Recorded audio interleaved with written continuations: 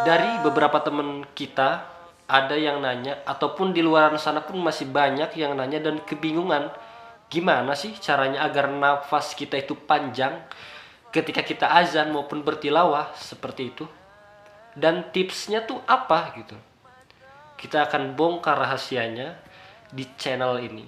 Dan sebelum kita lanjut ke videonya, klik subscribe.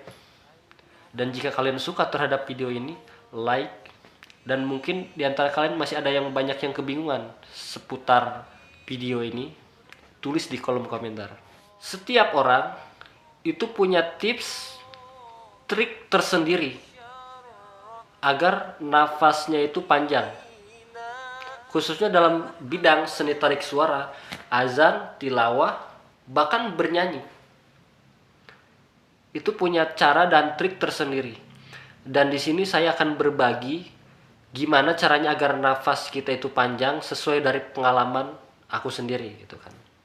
Dan tanpa banyak basa-basi lagi, kita lanjut ke tipsnya. Oke. Yang pertama, kunci dasar yang pertama, kita harus hobi dulu di bidang tersebut. Misalnya, kita senang azan gitu kan. Kita harus senang dulu, harus hobi dulu. Itu kita nggak ada bosan untuk latihan.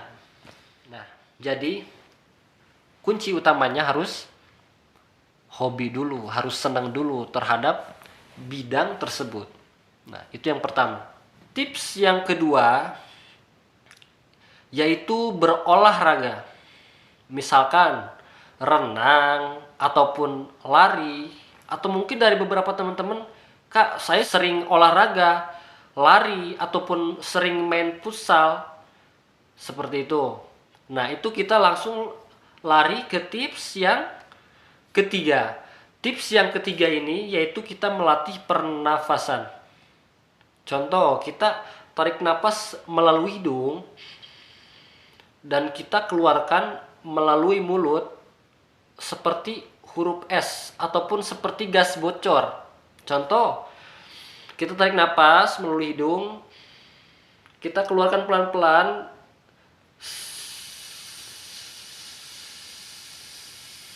seperti itu. Ataupun kita tarik napas dalam-dalam, sedalam mungkin kita tahan. Nah, kita itu kuatnya nanti berapa lama? Mungkin hari ini nyampe 10 detik, besoknya nyampe 15 detik, atau besoknya lagi bisa nyampe 20 detik atau 30 detik.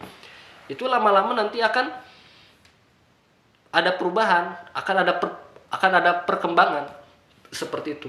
Jadi dari penyimpanan napas kita yang sebulat ini, selingkar ini, misalkan contoh nih, nanti dengan sendirinya gitu akan besar, makin besar, makin besar, makin besar penyimpanannya itu. Nah, tips yang keempat, kita harus sering berlatih suara. Berlatih suara itu ya dengan cara mungkin kita latihan azan atau latihan bertilawah. Ketika kita sering nyanyi ataupun kita sering bernyanyi gitu kan, mau di kamar ataupun di studio, ketika teman-teman kalian malu tuh kan, kalian bisa di studio. Kalau di studio kan memang ada peredam suaranya gitu kan, mau teriak-teriak mau gimana pun itu sangat membantu sekali. Tujuannya apa, manfaatnya itu apa, kegunaannya itu apa sih gitu kan, melatih suara, tarik suara itu jadi bisa melenturkan tenggorokan kita. Tenggorokan apa sih itu namanya? Jadi kayak contoh balok karet. Balok karet itu ketika kita dimasukin ke dalam kulkas, si balok karet tersebut itu akan kaku. Tapi ketika kita ambil dan ketika kita mainin si balok karet itu, ya lama-lama itu akan lentur. Ya seperti itu. Begitupun dengan suara kita. Nanti suara kita akan seperti ini. Contoh.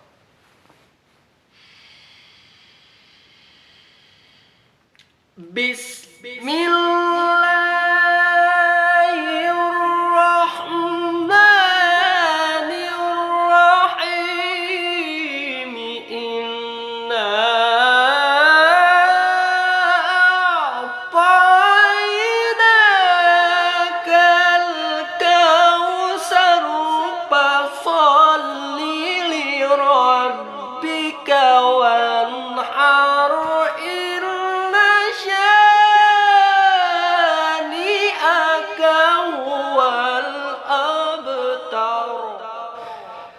seperti itu.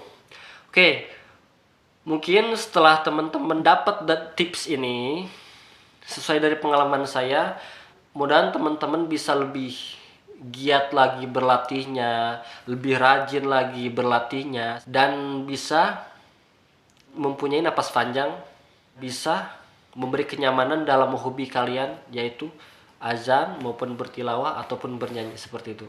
Mungkin cukup segitu dulu tips dari saya. Saya akhiri, wassalamualaikum warahmatullahi wabarakatuh. Ayyuhal mab'usu fina, ji'ta bil amril